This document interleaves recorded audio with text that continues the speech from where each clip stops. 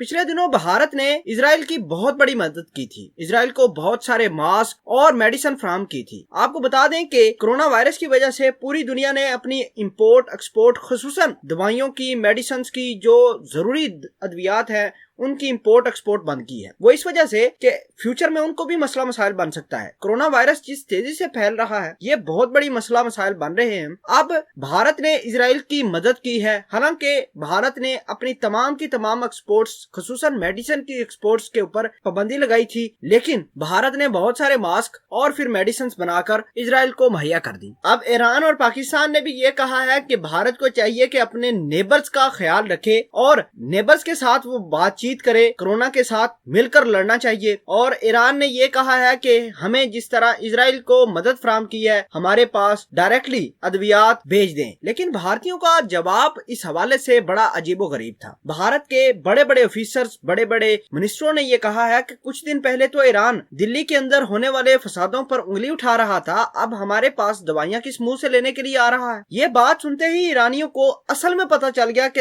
असल में दोस्त कौन है, दुश्मन कौन है। इजराइल और भारत चूंकि बहुत पुराने दोस्त हैं, इस वजह से भारत की मजबूरी थी कि वो इजरायलियों को अद्वियात मुहैया करे। 12 मरतबा बड़े बड़े असले, वेपन्स लाकर भारत के अंदर उसने सेटल किए, पाकिस्तान की सरहद के साथ लगाए और भारत के साथ मिलकर पाकिस्तान को नुकसान पहुंचाया इजराइल वालों ने। लेकिन ईरान ये समझ रहा था कि शायद भारत हमें अद्वियात देगा। आपको बता दें कि पूरे ईरान में अब डायबिटीज की कोई मेडिसिन नहीं है, जिसकी वजह से हालात खराब हो रहे हैं। कोई दूसरा मुल्क किसी दूसरे मुल्क को अपनी अद्वियात भी बेच नहीं रहा, क्योंकि हो सकता है कि उनको दवाइयों की शॉर्टेज हो जाए, फिर मसले मसाइल और भी बढ़ सकते हैं। आपको बता दें कि भारत आजकल फार्मास्यूटिकल कंपनीज के हवाले से और मेडिसिन की फील्ड में किंग बन चुका है और बहुत सारे, मालदीव हो, भूटान हो और बहुत सारे ममालिक को भारत ने मेडिसिन फराहम की है। इमरान खान ने ये बात कही थी कि भारत यानी मोदी को चाहिए कि वो पाकिस्तान के अंदर भी मेडिसिन कोरोना के हवाले से जितनी भी डेवलपमेंट हुई है अभी तक, कोरोना की अगर कोई उन्होंने ट्रीटमेंट बनाई है, पाकिस्तान के साइंटिस्ट और पाकिस्तान के डॉक्टरों के साथ शेयर करें, ताकि